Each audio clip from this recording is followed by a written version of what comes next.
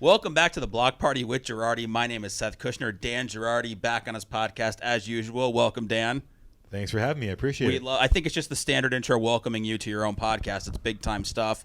Today we are joined. This is our third time in a row, our third interview in a row. We've had a Stanley Cup champ on the show, Andrea, Chuck, Marty, and today we are joined by Stanley Cup champ and Lightning broadcaster Brian Engblom. How you doing? I'm doing great, thanks. Listen, it's great to have you here. The first question I have, I want to know, when do you decide if you're going to be between the benches for the game or if you're going to be up in the booth? Are you down between the benches every game? No. I would say maybe 60%, somewhere between 60, 70% of the time. I don't know exactly who controls it. All I know is I don't. If they gave me the choice, I'd be down there every game. But I'm guessing it probably works out about that percentage. Yeah, you know when he's going to be in between the benches when it's opened there. When Brian's not in between the benches, it's rounded off. Yeah, there's no way to get down there. Yeah. Do you feel like you're in the way when you're down there? No. No. I'm good segue again. We're always vibing. I'm telling you. I had a question about in between the benches. Any good stories, or have you ever got injured in between the benches at all? I think I might have saw something that you might have once. Yeah, I got clipped once 2 years ago in Pittsburgh.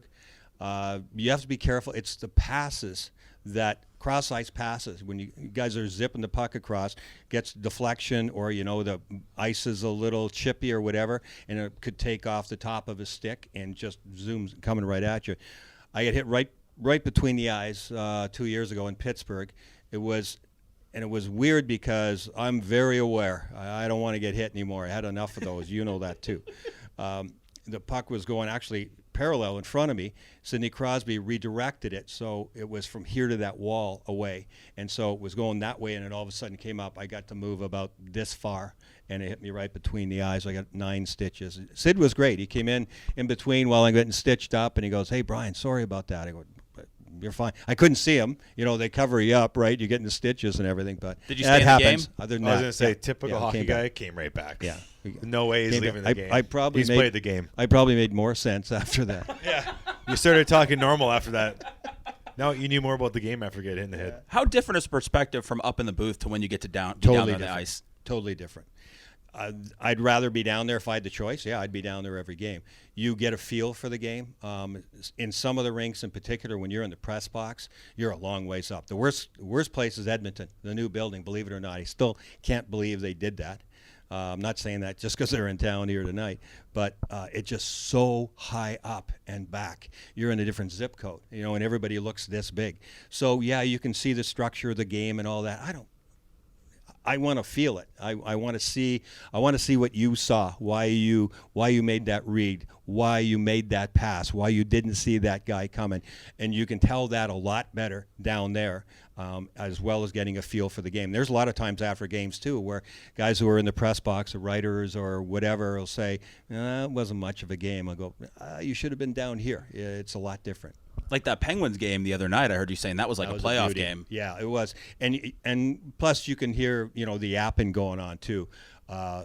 Sid was hot after Seti Paquette at the beginning of that game. Oh, he was yipping at him pretty good. That went back to the game 6 days before, where Seti gave him a nasty cross-check right across the ribs, right off a face-off. Remember that one? Yeah. And so it took me a minute. I'm thinking, why is he so mad at Seti? Well, everybody's mad at Seti, right? But this was particularly, and Sid's usually a little more quiet than that. And then I went, that's right, the cross-check. So that's the kind of stuff that you get to hear. Although, I wish you could hear more sometimes because the music's so darn loud, right? In between, it doesn't matter what rink you're in. When the whistle blows, it's hard to hear as much stuff as I'd like to hear sometimes. But you read lips a little bit. Well, since G's not on the team anymore, we all know that he was a big-time talker. Who are the best trash talkers on the Lightning when you're down there who goes, oh, man, that was impressive? Pat Maroon. Hands down, no doubt. He's got that smile or that smirk on his face all the time. There's a couple of guys around the league that are like that, but I would say Pat's the best.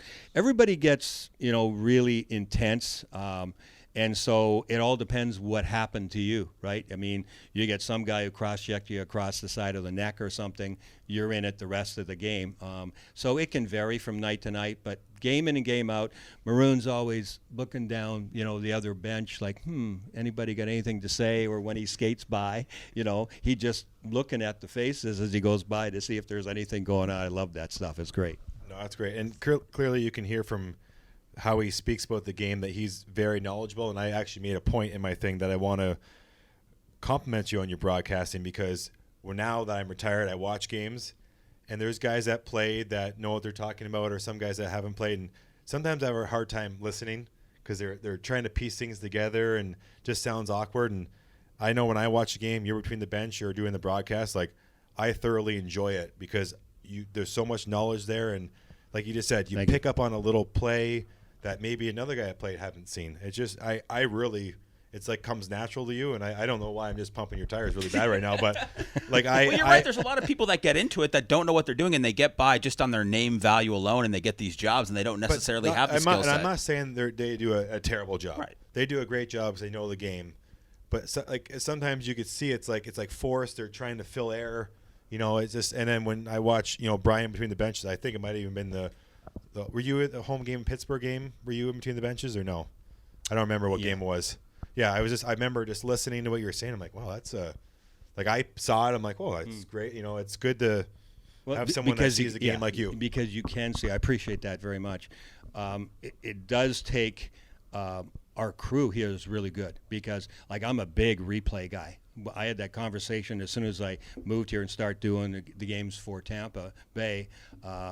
Rob Aller and Brad Bartle are our two main producers, and I love replays. I think people want to see not only the goals and assists. I mean, penalties, those are automatic. Everybody does those. But there are a lot of great plays that are made behind the scenes that roll in as many of those as you can. And it takes our Big George, our tape operator. He is awesome. He doesn't even know hockey that well, but he listens and he knows what he's doing.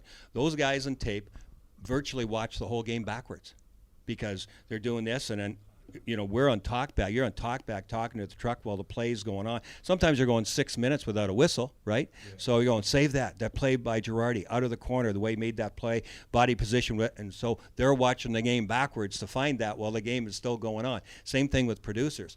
It's a kick. If you ever get a chance to go on a television truck and see how the games get on the air and how it actually happens, you'll be astonished. And sometimes I'm astonished that we got on the air too. So it's just imagine if we were doing our podcast and then producers were in our ear telling us what to ask the whole time. I couldn't do that. There's so many conversations going on at one time. People would be blown away. It's a kick. Yeah, because you like you said, you have to watch the game as it's going on, and then you gotta listen to Rick. Yeah, you gotta say like, hey, that, like you said, that play by Girardi or that nice block by McDonough there, that I want to show that and talk about how that turned into the great play that led to the goal or something. Because all of a sudden you get that whistle and you have to have something prepared. If you don't tell them until then, obviously it's your turn to talk, so it has to be prepared. So yeah, you're listening to a couple of conversations, the producer's telling you what they have, and the game's going on at the same time. So it's interesting for sure. It's totally different than studio. Studio's a different set of issues when you're on camera all the time, but it's a kick. I love doing the games. Now, this is something that we talk about to a lot of the players that have been on the show, especially the ones that have been traded, and you were traded a couple of times, including a blockbuster. How did you find out that you were traded back in the day? Were you pulled off a flight, anything like that? Was it a massive shock to you? The first one was Montreal to Washington. That was a multiplayer deal. That started with Rod Langway wanted to get back to the States, American citizen. We were paying 65% income taxes in Quebec back then. Yeah, people don't realize that. And he being an American citizen, anyway, the tax laws, he quietly said that he wanted to leave.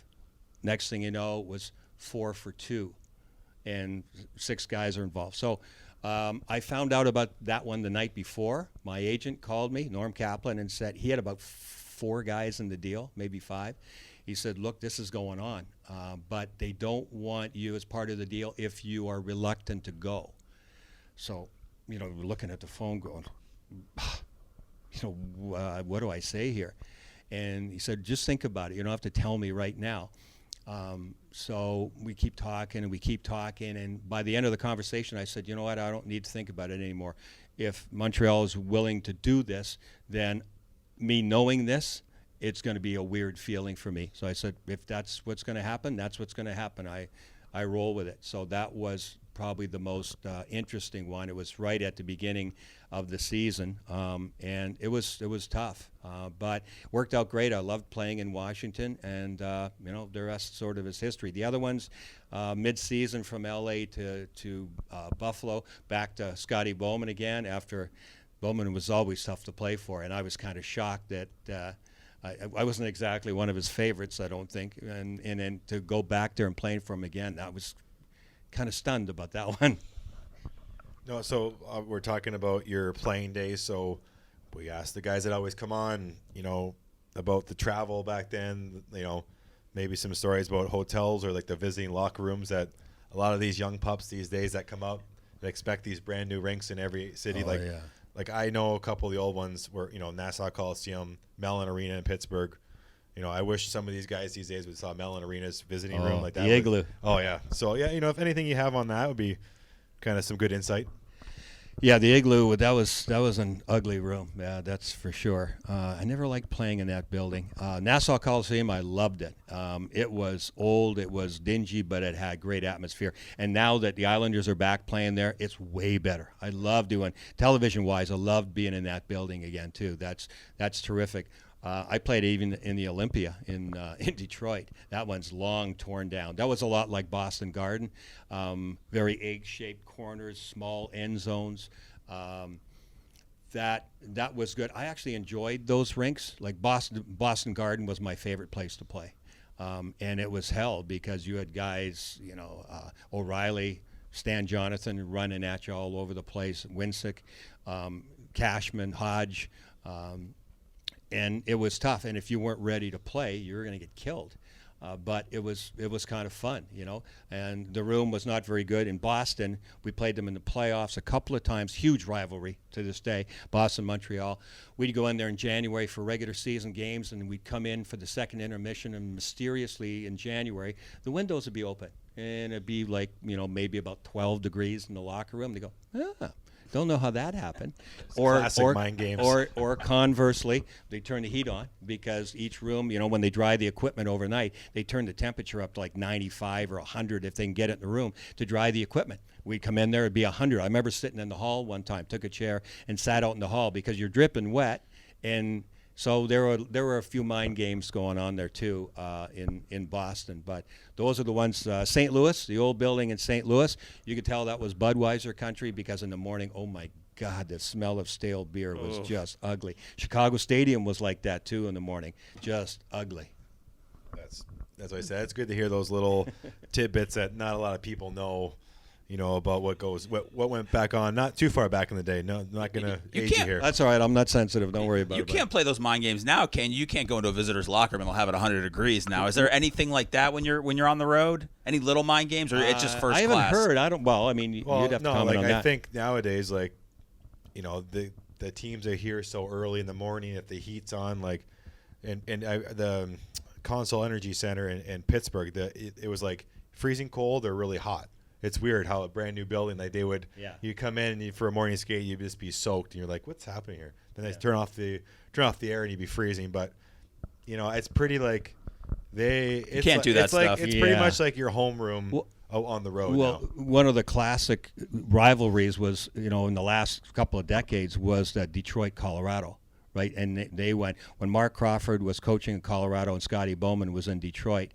It was crazy. In the old building in Colorado, the bench was short on the visitor side. So in the playoffs, Scotty had a bench made about 4 feet wide, and they brought it with them, put it there so that their spare goalie could actually sit there on the end of the bench. Well, he was pissed off about that, right? He made a big deal of it in the paper, and they just went, well, Scotty's he's whining, blah blah blah.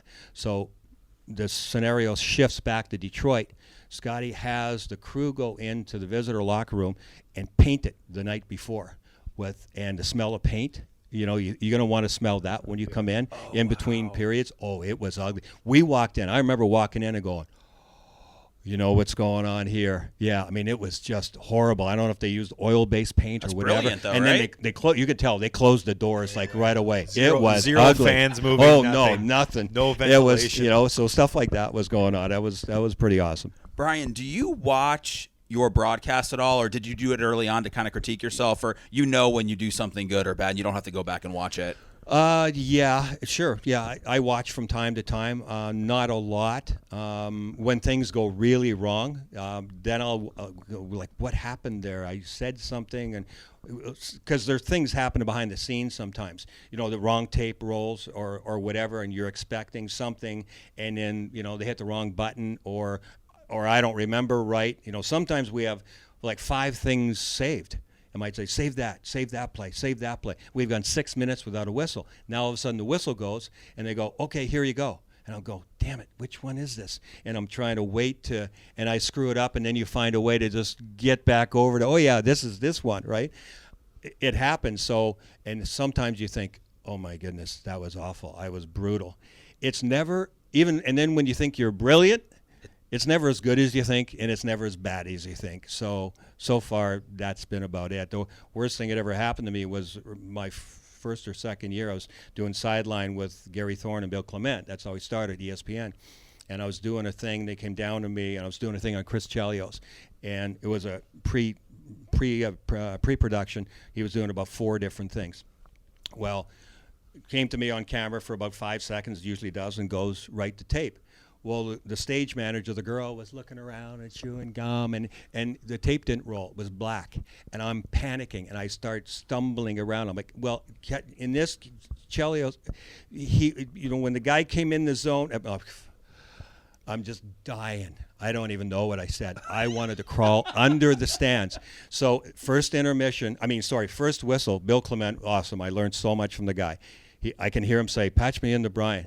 Because we're in commercial break. He said, what happened? I said, the tape never came up. And the girl, for about 10 seconds didn't realize it before she tells him. And then I'm jumping in halfway. Anyway, he goes, that's kind of what I figured. They covered up really well for me. I think Clement said something about, well, that went pretty well, Brian. I'm sure you'll be able to just kind of lie down and relax for a bit. And he said to me one thing I never forgot. He said, never be afraid to just have something, self-deprecating about it. Make fun of yourself. And so, it happened to lesser degrees later on in my career. I said, yeah, that didn't go so good. I think I'll just go lie down under the stands for a minute. And you know what? It does make you feel better. Because you got to let yourself off the hook sometimes. Did you think your career was over when you messed up? Oh yeah, I was going to quit. Yeah, he talked me off the ledge. We went for a couple of beers, which turned into about 12 or 14. I was going to quit. That was it. I was done, and thank God he was there and talked me out of it. So right, like you retire, and did you think of doing anything else but broadcasting? You think about anything else like that? Yeah, I was out of the game for about 3 years. I think I was ready to just step aside a little bit. I'd had surgery on my neck. I was done. That's why I had to retire. I had fusion on my neck. And I started working for a buddy of mine selling advertising. So I did that for a bit. Then I got my Series 7 license, worked at Merrill Lynch for a while. And then I started to really miss the game. And I was in Los Angeles. I retired into Los Angeles. And the opportunity came up to get back into radio with the LA Kings, and I was ready. So I called him and I went, you're looking for a color guy? Because they'd been doing simulcast for years, so they were splitting it up. So there was an opening there, a color on TV, on radio. And so I, lucky enough, got the opportunity and jumped on it, and I was glad to get back in. You got something? I do. Go. So you've won 3 Stanley Cups, right?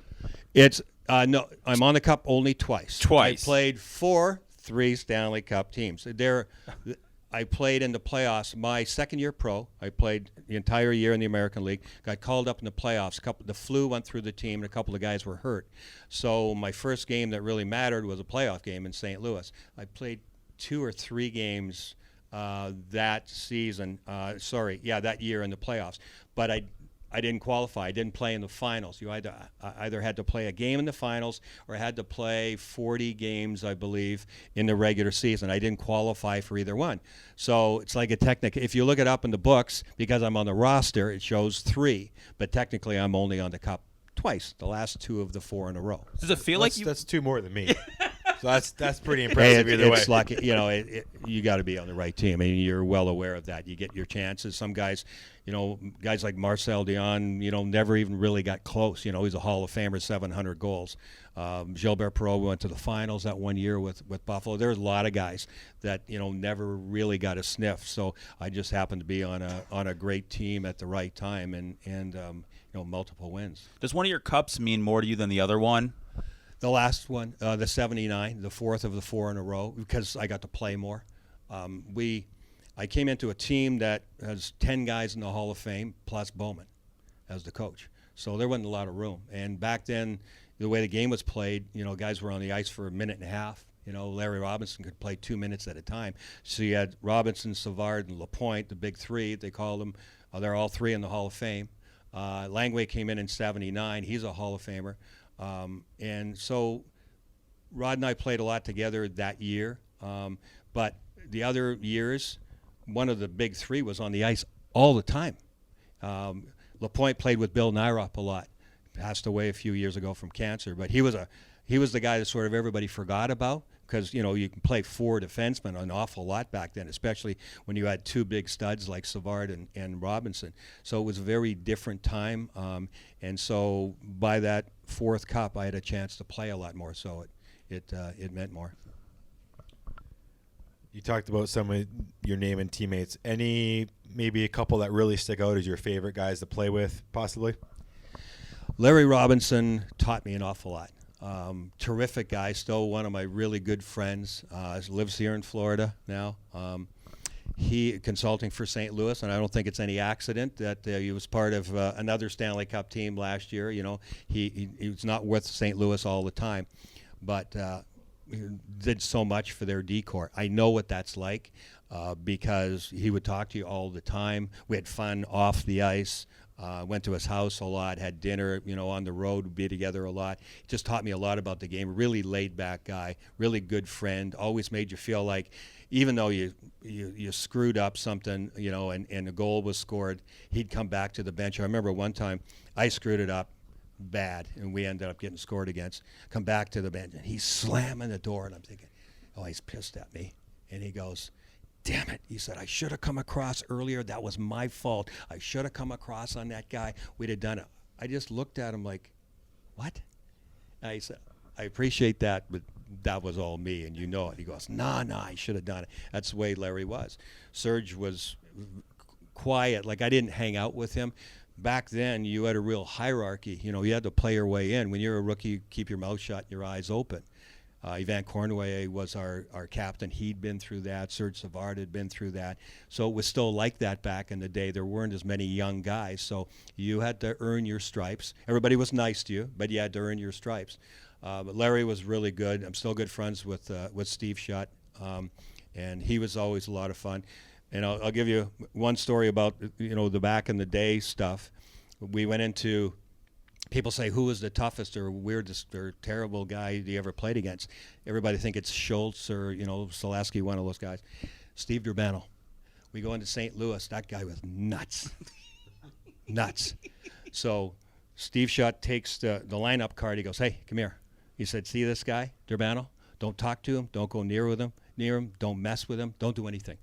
I went, why? He goes, don't worry about it. I went, what do you mean don't worry about it? You just told me all this stuff. He played with him on the Marlies back in the day. He said, first period, I forget the kid's name. Kid came down, and Durbano was a defenseman. Kid comes down, dances him inside out, goes in and scores a goal. Second period, same thing. Dances him the other way, goes in, scores a goal. Now he's celebrating and looking back at Durbano like he's taunting him almost. Shuddy said, I go out in between, back in the wood stick days, everybody's got the rasp out, and you're rasping the stick. He's rasping the toe. He's got it shaved to a point. Third period, the kid comes down, lets him go outside, goes, cuts him in the neck, nicked his jugular. and the kid's down on the ice, spurting blood. And he goes, "Don't you ever effing do that again to me." Taunt me like sounds that. like I never went. I feel like we're watching. I know. Slap Is shot. that a I attempted never murder? went near Steve Durbano my entire career. I'm a quick learner, but that's the story he told me. And I'm thinking, okay, let's go out and play. I never played, but is that attempted murder or is that? You would think. I know. Back in the that day, happened even 10 years ago. That's like, yeah, That's a I know. problem. You don't see that stuff really anymore. But no, thank goodness. thank God for some Thank of the goodness. like. Yeah. Thank God for rules and regulations. Oh my God. Yeah. So I had one question about kind of random actually. You guys listen to music in the room or like what you guys have a stereo in the room?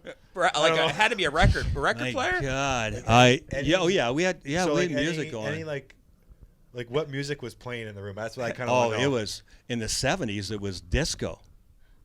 Oh yeah, that's Got you bad. Look at pumped him; up? he's laughing. Oh, He's that's- laughing I now. just want- I actually was Well, curious. I just Studio looked this up. 54 was huge, right, in New York, and some of our guys went in New York one time to try to go to Studio 54 on an off day. Stood in line, huge line. One of the guys, I didn't go. Honest, I didn't go. But one of the guys went up to the front to the bouncer and said, "Hey, we got a couple of the Montreal Canadiens here. We're just here. We'll see if we can get in." The guy goes, "Get back in line."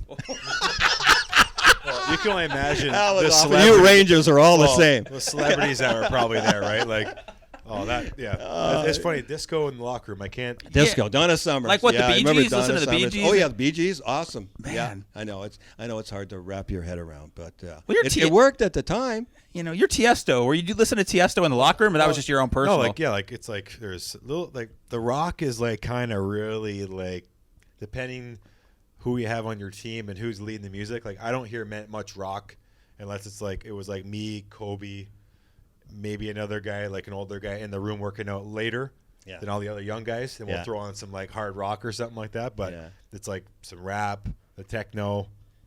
Well, the older guy should be in control of the music, right? A touch of country. Yeah. But like we're just like we rather complain about it and someone else do it, and then you don't want to be responsible for it. You don't want to be right. responsible. One bad song comes on. Oh yeah, I'd rather hate the music the whole time and complain about it than actually have to take responsibility for myself. Brian, I want to know, since you've been with the Lightning, who have you had some of your best hockey conversations with around here?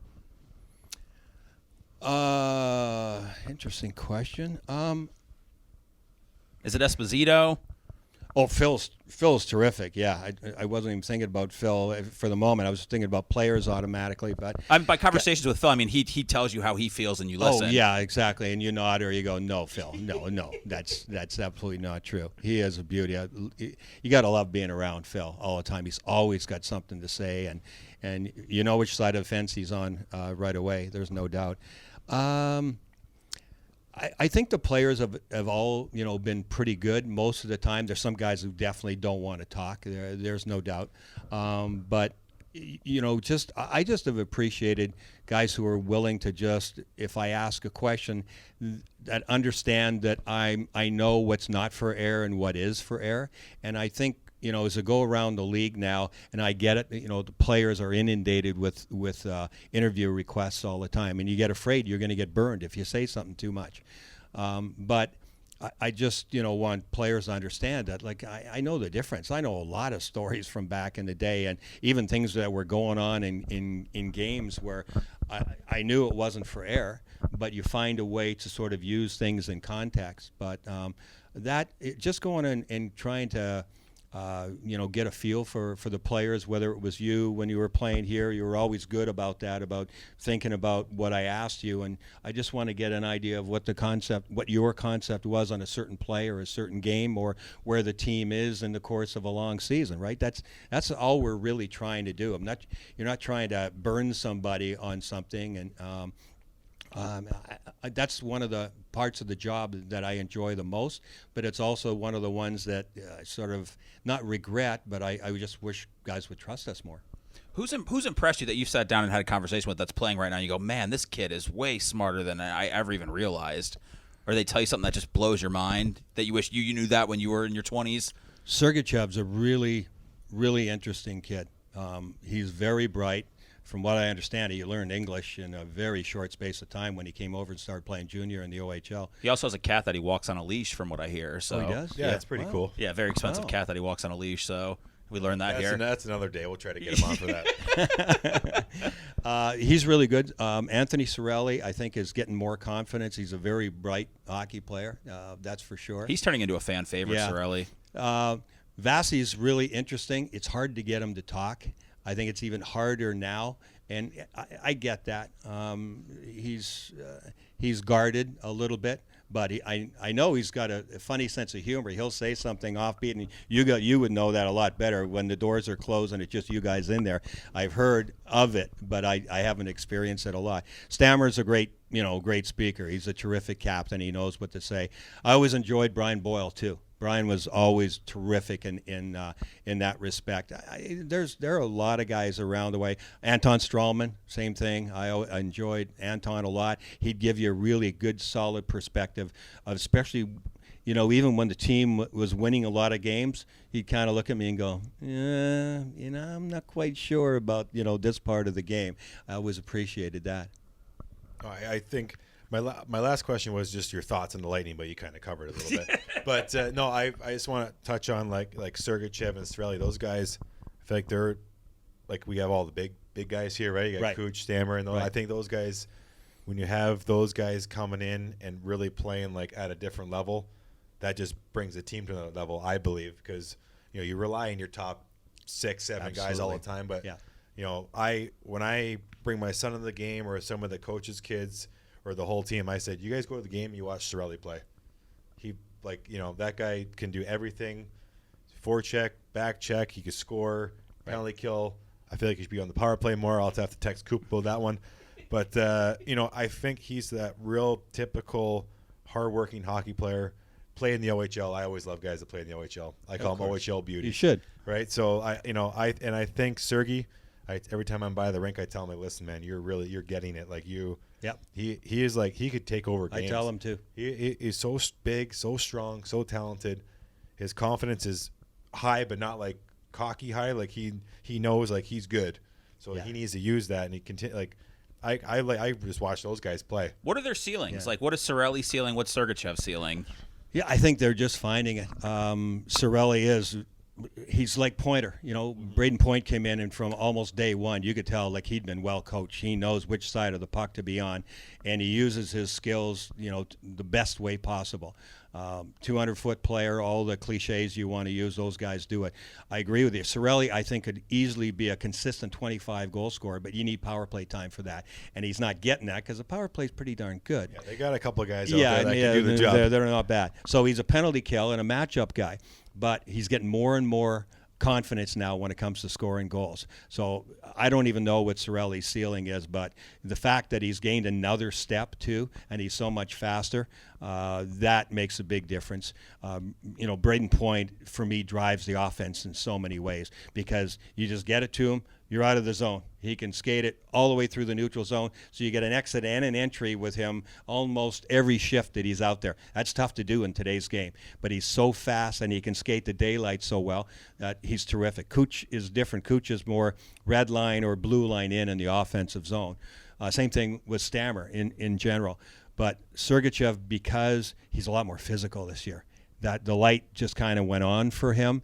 And he drops 3 or 4 guys a game now, knocks them right on their ass, which is great. And that's given him a tremendous confidence, too. He's got great feet. He's a great skater. He's got hands like a 20-goal scoring forward. I mean, moves he's got are unreal. But I think the physical part of the game finally clicked in for him.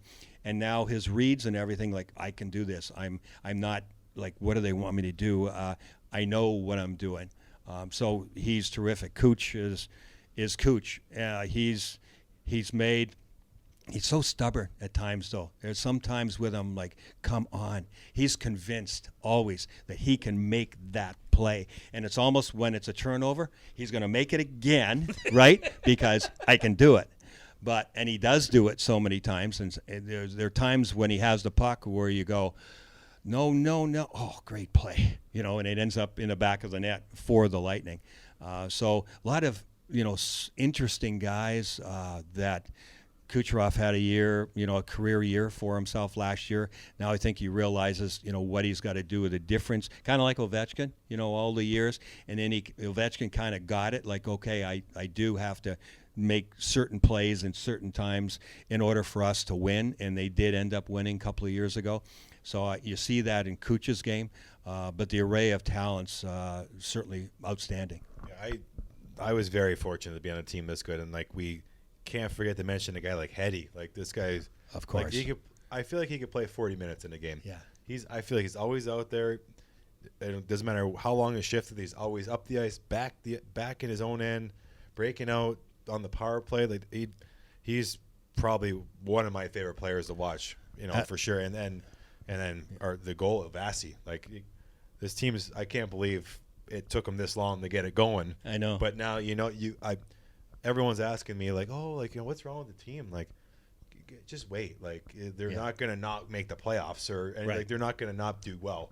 So and they're going to every game knowing they're gonna win. Absolutely. And clearly, Vasi is just he's the best goalie in the league.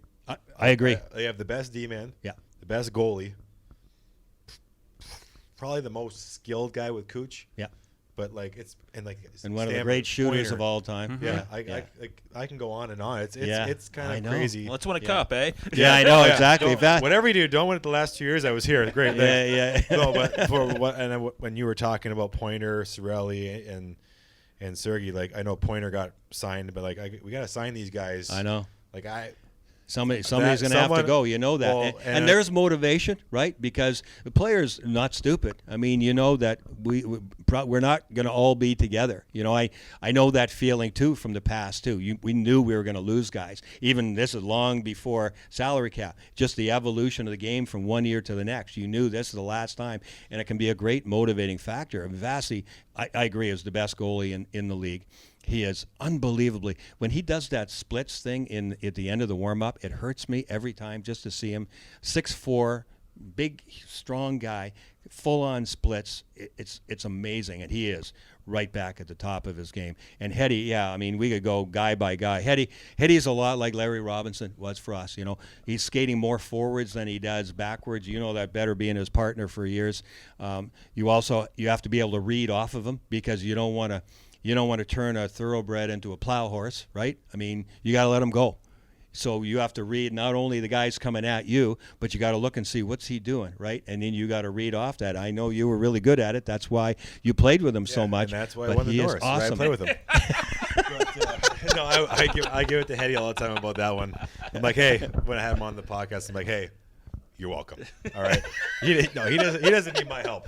He's doing just fine. Whatever who's playing the right side. He's like a beast. Like I try to watch the games when I can, but when I do, it's very enjoyable to watch these guys play. Oh. It's just fun hockey, but like you said, they're playing the right way, but they're still able to create and make all those what great Hetty plays. does defensively is more unique to us. We probably appreciate it more than the average person. But using his speed and his talents defensively to blow plays up that the other team is trying to make, his gap is crazy. Outstanding. He's got so much speed. He can cheat. Right, he can cheat up because he can catch guys coming back, and with that reach and everything, he is a magnificent player. It's fun to watch. I was the opposite. I gave a little more space, so I knew I wouldn't be able to get back and catch the guys. But stay at home, or you're a stay-at-home. Like you said, he plays the game skating forward. Yeah, is like you said, his gap. Like he knows he can stand there last second. Right, pick the puck off, reach. I'm trying to tell my D with my little squirt team, like try to stay up. Like watch Hetty play when he plays. This guy skates forward, he angles. That's the way the game is now, especially because it is so fast. I mean, I'm sure the defensemen of the Lightning don't have a tear in their eye that McDavid's not playing tonight, because that guy's the fastest thing I have ever seen in my life. I mean, hands down, bar none. I mean, Braden Point is fast and all that, but this guy's supernatural. And I can't even imagine trying to turn and go on him. You might as well skate forward the entire shift and just play your angles. I don't know how you do that. He just undoes so many people. He's done it. He's gone in one step, not two. It's phenomenal. Yeah, I think probably a lot of people are kind of mad that he's not playing tonight. Oh yeah, I actually was going to bring my son into the game. Like, hey, let's watch this guy play. This guy's unbelievable. I know. Yeah. So I know probably that all the parents. I think they usually go after our practice on Thursdays. Right. They'll go to the game, but they're probably like, well, I know Dreisaitl's pretty sick, but they're like totally different player. But they're like, oh man, like. Because I was excited. I checked the schedule, like who's coming in town. I know. I want to show my son these great players that are just amazing. But yeah. So Lightning are good. That's yeah. what we came to the conclusion. Lightning are very good. Yeah, we'll be very disappointed if they don't bring it home this year. Top ranking NHL now, top Super 16. Yeah. I don't know. Look I just at saw you. that before. But I was waiting for Brian when he's doing a Fox thing. I was waiting for him outside. There was a little bit of delay today, but hey, we nailed it. We got it done. We had a Q&A session beforehand. Very busy. Got to take care of business. Still came over here. So listen, Brian, if you ever need anybody to come down between the benches with you and get hit by a puck, I'm sure G would love to come out there and get that face on TV. I know he doesn't miss those days. That's for sure. Once you've had not. a couple, no. I remember that one in the back of the head there. Oh, I remember watching that one in Detroit, going, "Oh my goodness." I was really worried about that one. You've had thousands of them, but I'm glad you survived that one in particular. Yeah, I think we touched upon it before, but the guy that hit me has a 109-mile-per-hour slap shot. Oh, I know. Set the record of all time. It doesn't matter. Doesn't matter. Got a tough neck, doing all those shrugs as a kid and as a teenager, doing those shrugs of the weights. I don't know. I got nothing else. Brian, thanks a lot. Really enjoyed having you. Great being here, guys. Thanks a lot for having me.